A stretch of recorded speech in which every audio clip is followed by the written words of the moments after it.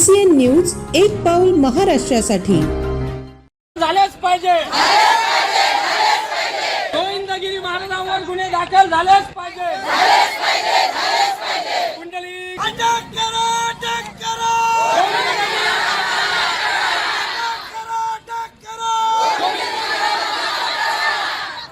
ज्ञानोबा तुकोबा आणि ज्ञानेश्वरी तुकाराम गाथेबद्दल कथित अभद्र वक्तव्य करणाऱ्या गोविंदगिरी महाराज उर्फ किशोर व्यास यांना अटक करून गुन्हे दाखल करण्यात यावे यासाठी वारकरी धर्म परिषद आक्रमक झाली आहे।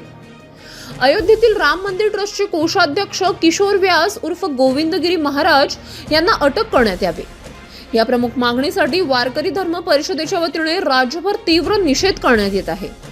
सामाजिक तेढ निर्माण करणे, दंगली घडवण्याचा प्रयास करणे, राष्ट्रसंतांचा अवमान करणे व यासह विविध गुन्हे किशोर व्यास यांच्यावर दाखल करावे, अन्यथा महाराष्ट्रात वारकरी धर्म परिषद आणखी तीव्र आक्रमक आंदोलन करेल असा इशारा वारकरी धर्म परिषदेच्या वतीने देण्यात आला आहे।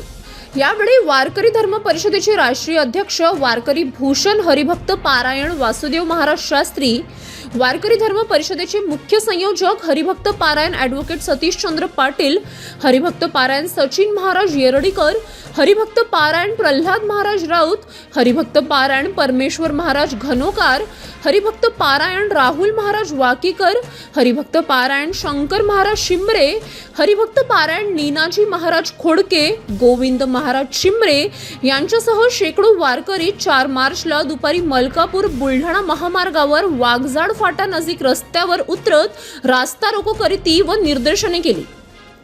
वारकरी धर्म परिषदेच्या पदाधिकाऱ्यांनी जवळपास अर्धा तास रस्ता रोको निदर्शने करत चक्का जाम केला होता।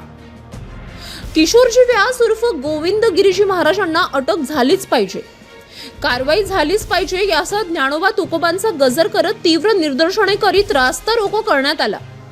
यावेळी आंदोलनस्थळी बोराखेडी पोलीस स्टेशनचे ठाणेदार यांनी निवेदने स्वीकारले। ठाणेदार मार्फत मुख्यमंत्री, गृहमंत्री, महाराष्ट्र राज्य तथा पोलीस अधीक्षक बुलढाणा यांना निवेदन देत गुन्हे दाखल करण्याची तक्रार सुद्धा सादर केली आहे।